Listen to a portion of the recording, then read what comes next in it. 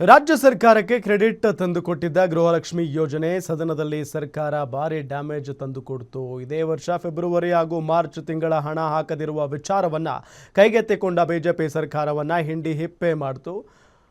BJP ಅಂದರೆ ವಿಪಕ್ಷ BJP ಸರ್ಕಾರವನ್ನು ಹಿಂಡಿ ಹಿಪ್ಪೆ ಮಾಡಿತು. ಈ ಸಂದರ್ಭದಲ್ಲಿ ಆಡಳಿತ ಹಾಗೂ ವಿಪಕ್ಷಗಳ ನಡುವೆ ವಾಕ್ಸಮರಕ್ಕೆ ಕಾರಣ ಆಯಿತು. ಸದನದಲ್ಲಿ ಹಾಜರಿದ್ದ ಲಕ್ಷ್ಮೀ ಹೆಬ್ಬಾಳ್ಕರ್ ಉತ್ತರ ಕೊಡುವ ಸಂದರ್ಭದಲ್ಲಿ ನಾನೊಂದು ಹೆಣ್ಣು ಅಂತ ವುಮೆನ್ ಕಾರ್ಡ್ ಪ್ಲೇ ಮಾಡಿ ರಕ್ಷಣೆ ತಗೊಂಡ್ರು. 2 ತಿಂಗಳ ಗೃಹಲಕ್ಷ್ಮಿ ಯೋಜನೆ ಹಣ ಬಿಡುಗಡೆಯಾಗಿಲ್ಲ. ವಿಧಾನಸಭೆಯಲ್ಲಿ ಮತ್ತೆ ಉತ್ತರ ನೀಡಿದ ಸಚಿವೆ.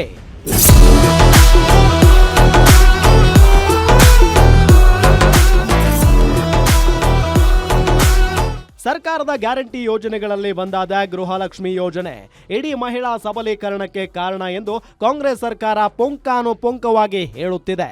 ಆದರೆ ಕಳೆದ 3 ತಿಂಗಳುಗಳಿಂದ ಯಾವೊಬ್ಬ ಫಲಾನುಭವಿಗೂ ಹಣ ಸಂದಾಯ ಆಗಿಲ್ಲ. ಇದಕ್ಕೆ ಇಂದು ಸದನದಲ್ಲಿ ದೊಡ್ಡ ಕೋಲಾಹಲಕ್ಕೆ ಕಾರಣವಾಯಿತು. 3 ದಿನಗಳ ಬಳಿಕ ಸದನಕ್ಕೆ ಆಗಮಿಸಿದ ಮಹಿಳಾ ಮತ್ತು ಮಕ್ಕಳ ಅಭಿವೃದ್ಧಿ ಇಲಾಖೆ ಸಚಿವೆ ಲಕ್ಷ್ಮೀ ಹೆಬ್ಬಾಳ್ಕರ್ ಬಿಜೆಪಿ ಮತ್ತು ಜೆಡಿಎಸ್ ಸದಸ್ಯರ ಹೋರಾಟಕ್ಕೆ ಮಣಿದು ವಿಷಾದ ವ್ಯಕ್ತಪಡಿಸಿದ್ರು.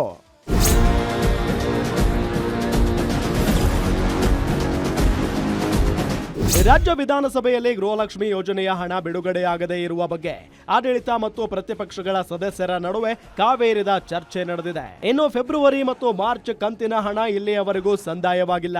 ಇದರ ಹಣ ಎಲ್ಲಿ ಹೋಯಿತು ಅಂತ ಬಿಜೆಪಿ ಇಂದು ಸದನದಲ್ಲಿ ವಿಷಯ ಪ್ರಸ್ತಾಪ ಮಾಡಿತು. ವಿಪಕ್ಷ ನಾಯಕ ಆರ್ ಅಶೋಕ್ ವಿಷಯ ಪ್ರಸ್ತಾಪಿಸಿ ಸಚಿವರು ತಪ್ಪು ಮಾಹಿತಿ ನೀಡಿದ್ದಾರೆ, ಅದರ ಬಗ್ಗೆ ಉತ್ತರ ಸಚಿವರಿಂದ ಬೇಕು ಎಂದು ಪಟ್ಟು ಹಿಡಿದ್ರು. ಕೊನೆಗೆ ಪ್ರತಿಭಟನೆಗೆ ಮುಂದಾದ ಬಿಜೆಪಿ ಜೆಡಿಎಸ್ ಸದನದ ಬಾವಿಗಿಳಿದು ಪ್ರತಿಭಟನೆ ಮಾಡಿದ್ವು.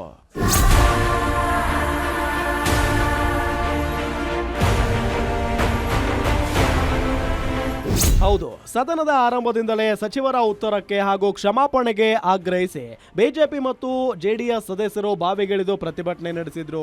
ಈ ವೇಳೆ ನಾನು ಮಹಿಳೆ ಅಂತ ನನ್ನನ್ನ ಟಾರ್ಗೆಟ್ ಮಾಡ್ತಾ ಇದ್ದೀರಾ ಅಂತ ಲಕ್ಷ್ಮೀ ಹೆಬ್ಬಾಳ್ಕರ್ ಬಿಜೆಪಿ ಸದಸ್ಯರಿಗೆ ಹೇಳಿದ್ರು. ಗೃಹಲಕ್ಷ್ಮಿ ಯೋಜನೆಯನ್ನ ಮಹಿಳಾ ಫಲಾನುಭವಿಗಳಿಗೆ ಇನ್ನೂ 2 ತಿಂಗಳ ಹಣ ನೀಡುವುದು ಬಾಕಿ ಇದೆ. 2 ತಿಂಗಳ ಹಣ ನೀಡಿಲ್ಲ ಅಂತ ವಿಧಾನಸಭೆಯಲ್ಲಿ ಒಪ್ಪಿಕೊಂಡ್ರು. ಗೃಹಲಕ್ಷ್ಮಿ ಯೋಜನೆ ಹಣ ತಲುಪಿಸುವ ಕೆಲಸ ಮಾಡ್ತೇವೆ ಅಂತ ವಿಪಕ್ಷ ನಾಯಕರಿಗೂ ಮನವಿ ಮಾಡಿದ್ರು.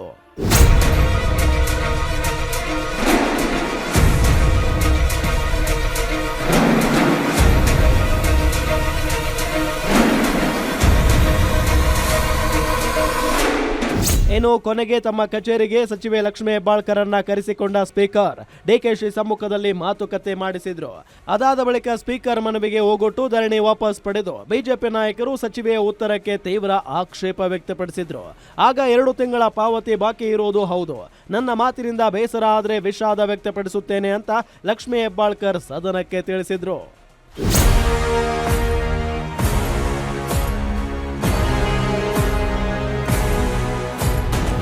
ಕೊನೆಗೆ ಲಕ್ಷ್ಮೀ ಹೆಬ್ಬಾಳ್ಕರ್ ಮಾತಿಗೆ ಒಪ್ಪದ ಬಿಜೆಪಿ ತೀವ್ರ ಆಕ್ರೋಶ ಹೊರಹಾಕಿದ್ರು.